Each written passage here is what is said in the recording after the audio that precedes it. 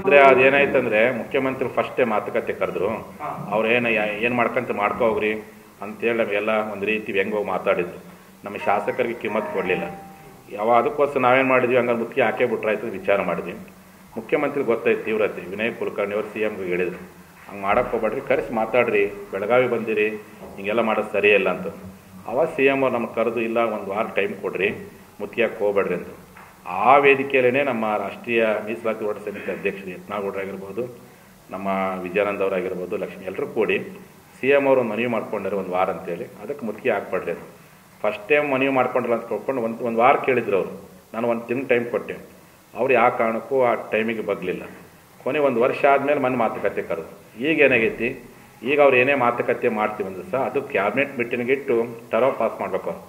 ಈಗೇನೋ ಮಾತುಕತೆ ಮಾಡ್ತೀವಿ, ನಿಮಗೆ ಸಮಯ ಕೊಡ್ತೀವಿ ಅಂದರೆ ಯಾವ ರೀತಿ ಒಳ ಮೀಸಲಾತಿ ವಿಚಾರದಲ್ಲಿ ಕ್ಯಾಬಿನೆಟ್ ಮೀಟಿಂಗ್ ಮಾಡಿ 3 ತಿಂಗಳು ವರದಿ ಕೊಡ್ತೀವಿ ಅಂತೇಳಿ ನಿರ್ಣಯ ಪಾಸ್ ಮಾಡಿದ್ರೆ, ಹಂಗೆ ನಮ್ಮ ಜನಾಂಗದ ವಿಚಾರ ಕುರಿತು ಇಷ್ಟು ತಿಂಗಳೊಳಗೆ ವರದಿ ಪಡ್ಕೊಂಡು ಮೀಸಲಾತಿ ಘೋಷಣೆ ಮಾಡ್ತೀವಿ ಅಂತೇಳಿ ನೀವು ಕ್ಯಾಬಿನೆಟ್ ಮೀಟಿಂಗಲ್ಲಿ ಮಾತು ಕೊಡ್ರಿ, ಮತ್ತೆ ನಾವು ಕೂತ್ಕೊಂಡು ಚರ್ಚೆ ಮಾಡ್ತೀವಿ. ಹೋರಾಟ ಮಾತ್ರ ಶತಸಿದ್ಧ ಹೋರಾಟ ಮಾಡೇ ಮಾಡ್ತೀವಿ.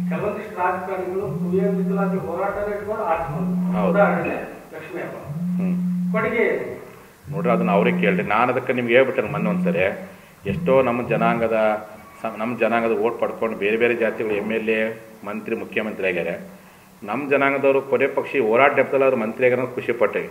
ಏನು ನೆಪದಾಗ ಉದ್ಧಾರ ಆದ್ರಲ್ಲಪ್ಪ ಅಂತೇಳಿ ಇಷ್ಟಾರ ಅಲ್ಲ. ಅವ್ರಿಗೆ ನೀವು ಕೇಳ್ಬೇಕು, ಅವ್ರಿಗೆಲ್ಲ ಹೋಗಿ ಅವರಿಗೆಲ್ಲ ನೀವು ಯಾರೇ ರಾಜಕಾರಣಿಗಳು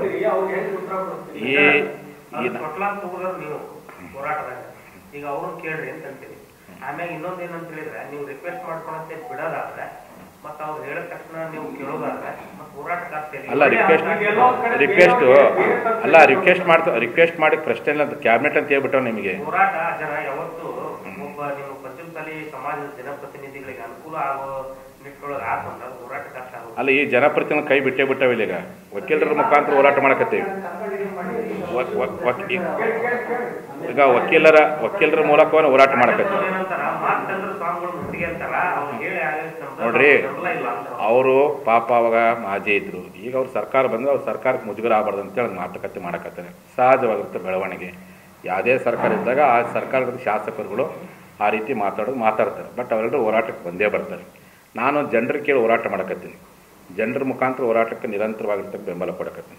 ಈಗ ಅಲ್ಲೆಲ್ಲ ಈಗ ಅವರೆಲ್ಲ ಈಗ ನಾವು ತೀರ್ಮಾನ ಮಾಡ್ಬಿಟ್ಟೆ ಮನೆಯಿಂದ. ನಾವು ಅವತ್ತು ಯಾವಾಗ ವಕೀಲರ ಪರಿಷತ್ ಸಮಾವೇಶ ಮಾಡಿ ಅವತ್ತು ತೀರ್ಮಾನ ಮಾಡಿದ್ವಿ, ನಮ್ಮೆಲ್ಲ ಜನಪ್ರತಿನಿಧಿ ಕೆಳಗೆ ಕುಣಿಸಕತ್ತೀವಿ. ನಾವು ಒಬ್ಬರೇ ಕೂತ್ಕೊಂಡು ಹೋರಾಟ ಮಾಡಕತ್ತೀವಿ.